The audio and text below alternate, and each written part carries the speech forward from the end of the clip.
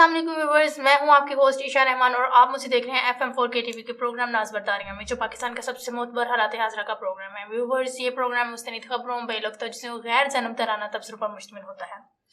Viewers, Pakistan کے کچھ علاقوں میں پانی کا شدید بحران ہوتا جا رہا ہے۔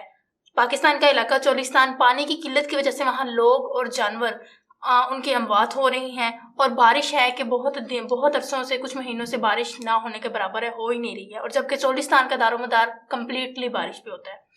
اسی سلسلے میں بات کریں گے، میرے ساتھ اسٹوڈیو میں موجود ہے ہمارے ملک کے ممتاز دانشور سینئر کالم نگار تجزیہ کار جناب ادریس ناز صاحب۔ السلام علیکم سر۔ وعلیکم السلام۔ سر، جس طرح سے پاکستان میں شدید پانی کا بحران ہوتا چلا جا رہا ہے اور کہا جا رہا ہے، سننے میں آ رہا ہے کہ اگلے 10 سال بعد پنجاب میں بھی وہی صورتحال ہوگی جو آج چولستان میں ہے، لوگ مر رہے ہیں پانی کی کمی کی وجہ سے، آپ کا کیا خیال ہے، آپ کی کیا رائے ہے؟ عشاء، ہم پتہ نہیں پنجاب کس کو کہتے ہیں، صرف لاہور کو پنجاب سمجھتے ہیں۔ ہمارا جو جی آدھا پنجاب ہے، وہاں پر تو پانی نام کی کوئی چیز ہی نہیں ہے۔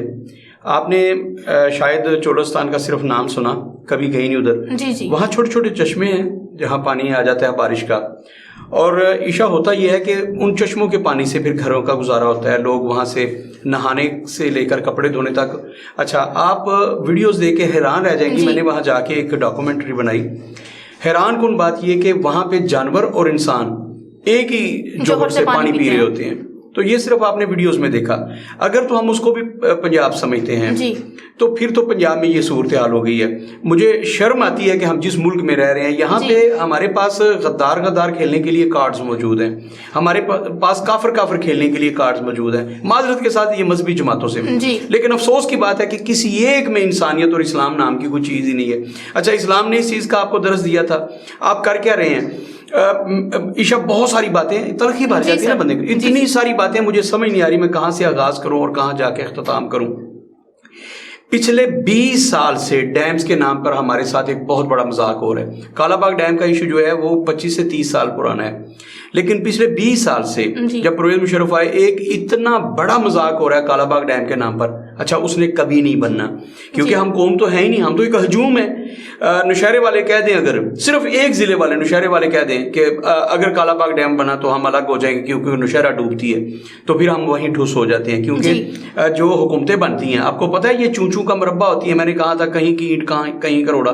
اب بھی جو حکومت بنی ہے اس میں 36 تو پارٹیز ہوتی ہیں، مینڈیٹ ہوتا ہی نہیں ان کے پاس، تو پھر یہ کرتے کیا ہیں؟ ایک MNA جانے کا رسک نہیں لے سکتے بھائی، 2 ووٹوں پہ تو حکومت ٹکی ہے۔ اگر آج میاں شہباز شریف اعلان کر دے کہ کالا باغ ڈیم بنے گا تو ان کی تو حکومت دڑم سے گر جائے۔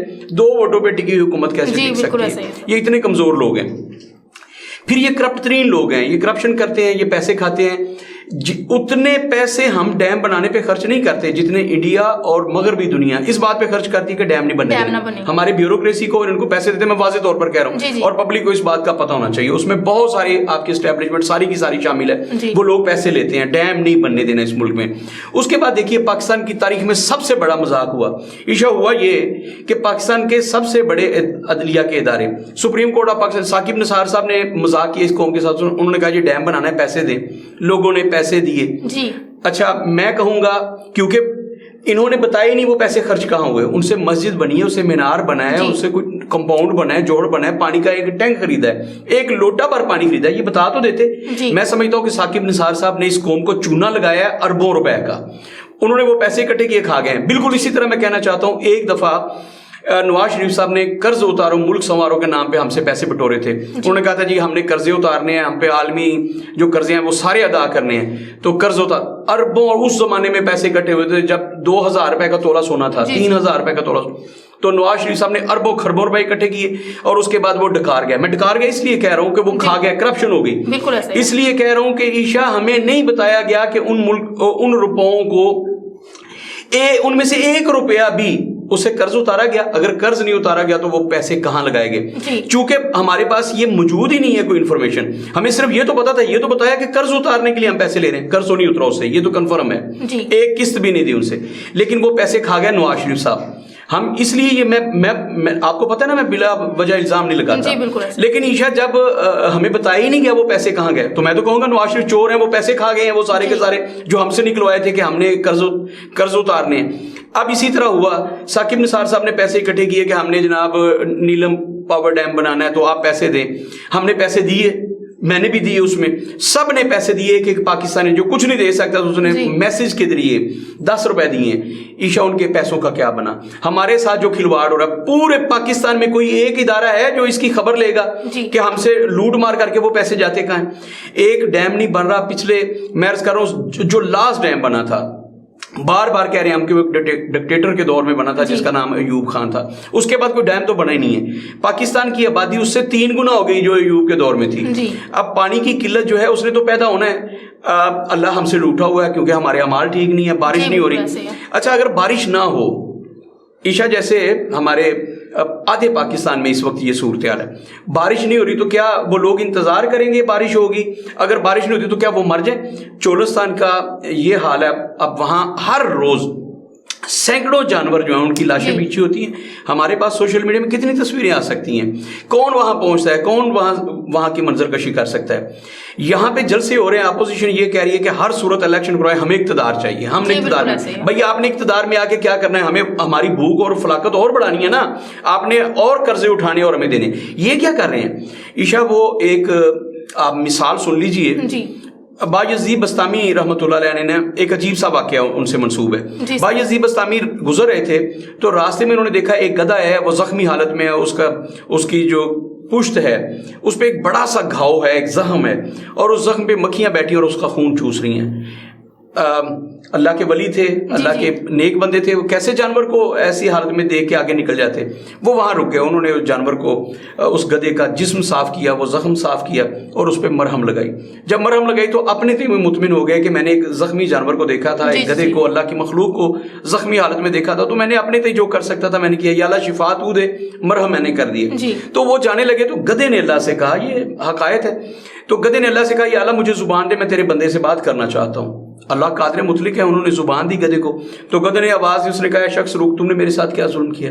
بایزید بستامی پہلے تو حیران ہوئے کہ گدھا بول رہا ہے, پھر انہوں نے کہا کہ میں نے تمہارے ساتھ ظلم کون سا کیا؟ میں نے تمہارے ساتھ بھلائی کی ہے, تم زخمی حالت میں تھے, تمہارا اتنا بڑا زخم تھا, میں نے وہ زخم صاف کیا ہے, اس پہ مکھیاں جو تمہارا خون چوس رہی تھی تو ان کو ہٹایا اور میں نے مرہم کیا تمہاری, اب تم ٹھیک ہو جاؤ گے اگلے 8-10 دن میں. اس نے کہا آپ نے میرے ساتھ ظلم کیا ہے, میرے ساتھ بھلائی نہیں کی. جو پہلے مکھیاں بیٹھی تھی نا میرے اوپر, وہ میرا خون چوس چوس کر وہ ان کے پیٹ بھر چکے تھے, آپ نے وہ مکھیاں ہٹا دی ہیں مجھ سے, وہ اڑا دی ہیں. اب جو نئے سرے سے مکھیاں آئیں گی وہ نئے سرے سے میرا خون چوسیں گی. تو ہمارے پاکستان میں عشاء میں کیوں ڈرتا ہوں؟ ہمیں تو کوئی ڈر نہیں ہے نا الیکشن کا. میں کیوں ڈرتا ہوں کہ نئی مکھیاں جب آئیں گی تو نئے سرے سے ہمارا خون چوسنا شروع کر دیں گی. ان لوگوں کے پیٹ نہیں بھر رہے. عمران خان صاحب نے 20,000 ارب روپے کے قرضے لیے, چولستان میں پانی کی بوند نہیں ہے. بھائی وہ 20,000 ارب روپے کہاں گئے؟ آپ نے ان سے کوئی ڈیم نہیں بنایا, آپ نے ان سے پانی کا ایک ٹینک ادھر نہیں رکھوایا. تو یہ ہے آپ کی گورننس. آپ ہم پہ حکمران بننے کے لیے صرف اس لیے آتی ہے کہ آپ لوٹ مار کریں.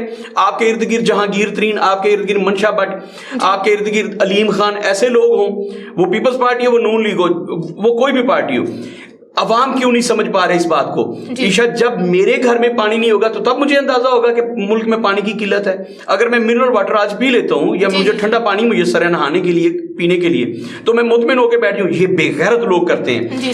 پاکستان کی عوام اور میرے اس پنجاب کے لوگ جس خطے میں بیٹھا ہوں, یہ لاہور اور اس کے گرد, جن لوگوں کو ابھی پانی مل رہا ہے, انہیں شرم آنی چاہیے پانی پیتے ہوئے. کربلا کا منظر ہے ادھر چولستان میں. اس پنجاب کی حالت دیکھیں آپ جو اس سائڈ پہ ہے, جس کو آپ الگ سے صوبہ بنانے والے ہیں, اس پنجاب میں پانی کی بوند نہیں ہے. اور یہاں پہ کیا ہو رہا ہے؟ جلسے پہ جلسے ہو رہے ہیں کہ فوری طور پر الیکشن کروائیں اور اقتدار ہمیں دے دیں. حکومت چاہ رہی ہے کہ کسی صورت قیامت تک الیکشن نہ ہو, اور جب تک شہباز شریف زندہ ہیں, جب تک بلاول بھٹو زرداری ہیں, وہ چاہتے ہیں الیکشن ہو ہی نہ. اب ہم برسر اقتدار ہیں. تو عشاء میں اور آپ کہاں کھڑے ہیں, پاکستانی قوم کہاں کھڑی ہے؟ جب تک آپ میں اور مجھ میں شعور پیدا نہیں ہو جاتا, عوام میں شعور پیدا نہیں ہوتا. یاد رکھیے گا, آج ہم پانی کو ترس رہے ہیں, کل کو ہم ایک گندم کے ایک ایک دانے کے لیے ترسیں گے. وہ جو ہم نے سنا تھا کہ حضرت یوسف علیہ السلام کے دور میں 7 سال کا قحط آیا تھا, مجھے ڈر ہے کہ جیسی ہماری کرتوتیں ہیں اور جو ہم نے حکمت عملی اپنائی ہے کہ پانی کے ہم نے ذخائر نہیں کیے, کوئی ایسا نہ ہو اگلے 10 سال کے بعد کہ یہاں گندم کا ایک دانہ نہ ہو اور ہم ترس جائیں روٹی کھانے کے لیے اور پانی پینے کے لیے. عشاء یہ خدا کا عذاب ہے اور یہ حکمران خدا کا عذاب ہے, یہ اپوزیشن خدا کا عذاب ہے جو ہم پہ مسلط ہوا ہے. میں تو آج بہت دکھی ہوں. میں نے جو تصویریں دیکھی ہیں چولستان کی, جو حالت آج دیکھی ہے, میرا تو دل پھٹا ہوا ہے. اور میں سمجھتا ہوں کہ پروردگار اگر یہ حکمران اس قدر گھٹیا اور نیچ حرکتوں کرنے پر تو یا پروردگار ہمیں ان سے نجات دے دے.